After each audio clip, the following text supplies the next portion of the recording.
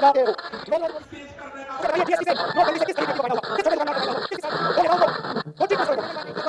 सत्य के लिए लड़े उनके पास वादा करके भूल जाते हो। यहाँ का मुख्यमंत्री रियासत से सरकार चला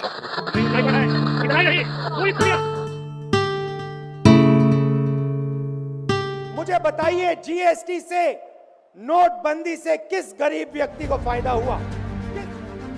इतना भी मुश्किल नहीं होता सच को जानना, सच को देखना, सच को महसूस करना। इतना भी मुश्किल नहीं होता सच को पाना।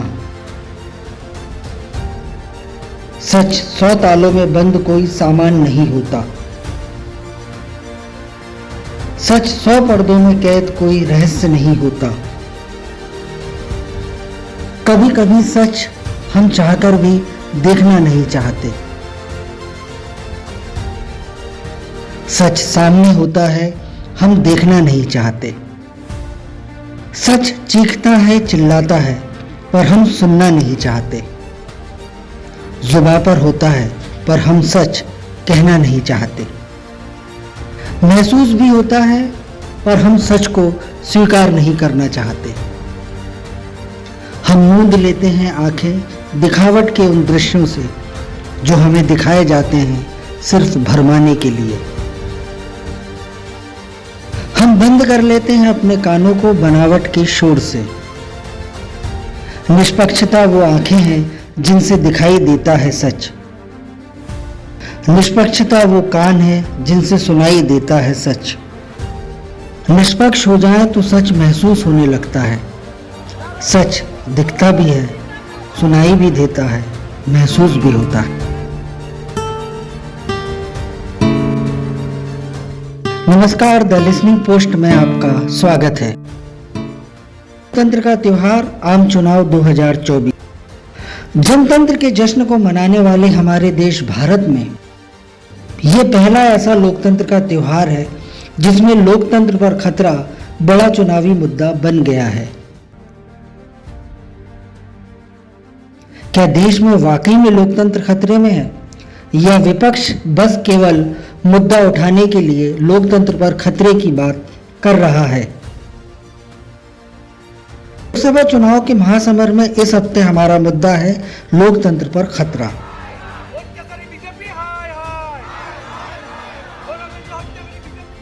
रविवार को दिल्ली के रामलीला मैदान से इंडिया अलायंस ने चुनावी महाभारत का आगाज कर दिया। विपक्ष ने पीएम मोदी, बीजेपी सरकार पर चुन चुनकर बड़े हमले किए। यहां तक कि कांग्रेस नेता राहुल गांधी ने 2024 के पूरे चुनाव को ही फिक्स बता दिया। मुझे बताइए, जीएसटी से, नोटबंदी से किस गरीब व्यक्ति को फायदा हुआ? किस छोटे दुकानदार को फायदा हुआ? किस किसान को फायदा हुआ? दो नेताओं को, दो चीफ मिनिस्टरों को करना की बात की, जेल में। भगवान राम जब सत्य के लिए लड़े उनके पास संसाधन नहीं थे। धोखेबाज हो, वादा करके भूल जाते हो। रोज रोज मोदी जी तुम ऐसा करोगे, रोज रोज मोदी जी तुम ऐसा करोगे, जनता जो रूठ गई तो हाथ होने जा रहा है कि हुक्मरान जो दिल्ली में बैठे हैं वो अब ज्यादा दिन रुकने वाले नहीं हैं।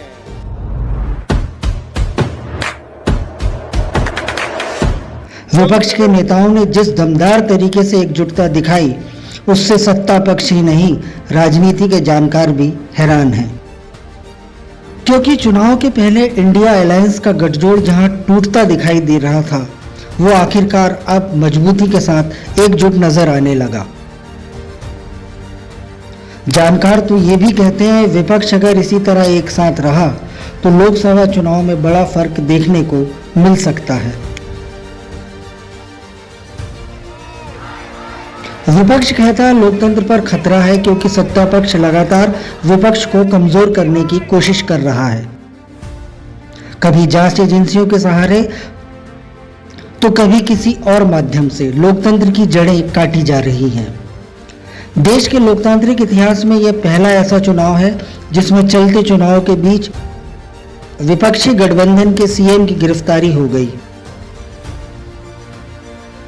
जांच एजेंसियां लगातार कार्रवाई कर रही हैं।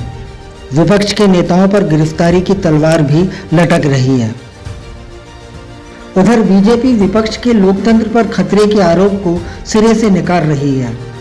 मेरठ से पीएम मोदी ने तो अहमदाबाद से गृह मंत्री अमित शाह ने विपक्ष पर जमकर हल्ला बोला। ऊंचाई पर है, इतना ही नहीं, पूरी दुनिया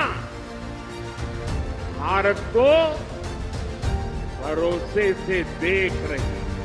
सरकार थी और देश के भविष्य को अंधकार कर सोनिया मनमोहन ने रख दिया था।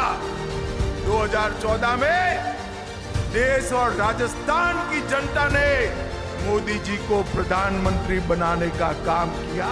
द लिसनिंग पोस्ट में आज बस इतना ही। अगले एपिसोड में फिर नए मुद्दों के साथ मुलाकात होगी। लोकतंत्र पर क्या वाकई खतरा है?